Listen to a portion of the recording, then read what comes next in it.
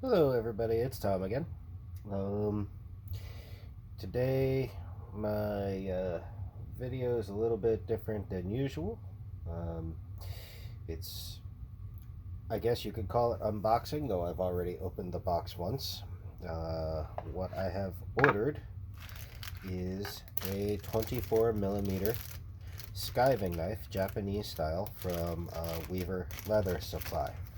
And it has a bit of an issue right out the box. Um, I don't know if I can give you a great view with the light.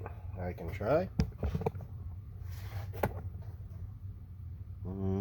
Maybe not. But, well, you can see the highly polished part as it shines when I tilt it in the light. But I don't know that you can really see the problem.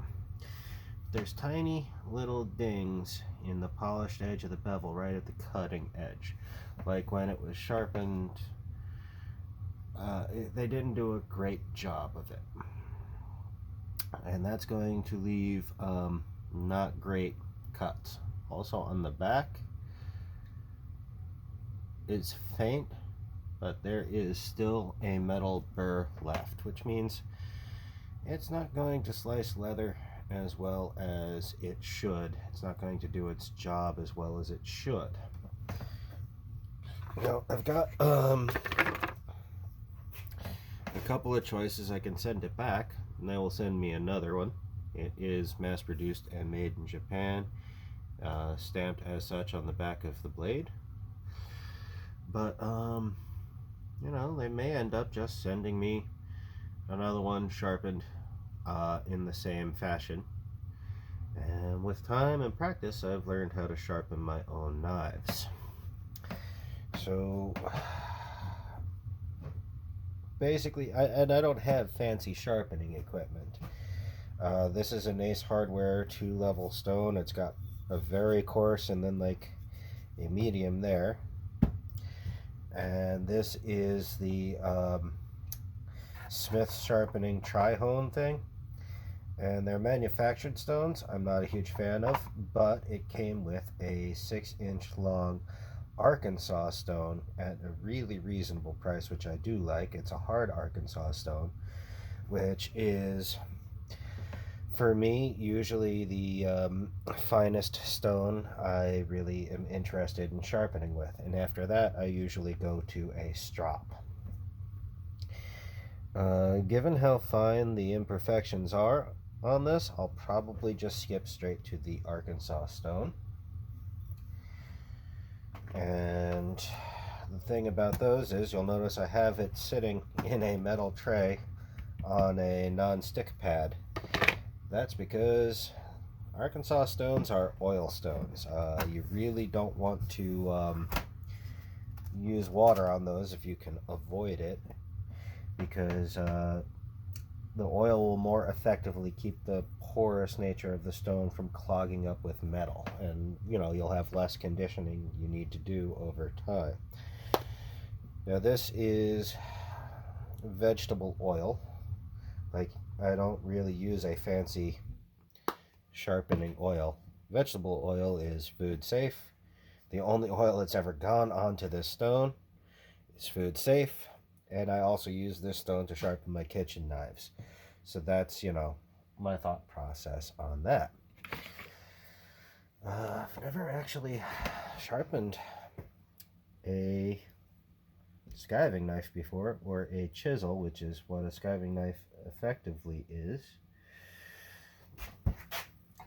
And so this is a learning curve. I'm gonna have to do it towards my face until I learn the angle. And I don't like doing that towards my face, but I can at least learn how to hold it, and I need to keep a consistent angle as I work to grind the imperfections out. Now, because this is fine, it's going to take a while. You'll notice I'm taking my time because I have to learn to keep this angle. in my muscle memory, but I'm also making sure I cover all parts of the stone with my grind, because I want to keep the wear on my stone as even as I can. If you take something like this that doesn't sharpen all the way across the width of your stone, then you have to make sure you go across, back and forth as you grind, in order to keep from wearing a groove in the middle, so that your stone ends up sharpening everything else unevenly. Now I'm going to have to do that a lot more, and I don't feel like learning how to time-lapse a video, so I can show you how everything goes. But basically I'm going to keep doing that for a while until I can no longer see my divots and dings. And then, you know, it's a chisel style blade, so it's only ground on one side, but you end up forming a burr on the flat non-beveled side, which has to come off. And to do that, I'm just going to go flat and go in a circular pattern to just grind that bevel off. I can feel the existing bevel resisting, and I can see little bits of, I guess you could call it metal wire, appearing in the oil as I do that, grinding that bevel off. So I've got a way to go before this is right. Hey, that's nifty. You can actually see some of those bits of wire maybe in the light, in the oil that is on the back of my skiving knife. You see the little wrinkles in that oil. There's little bits of metal bevel or metal burr that I just ground off, and you know, I can wipe that off, and then my blade is ready for stropping. Have a good day.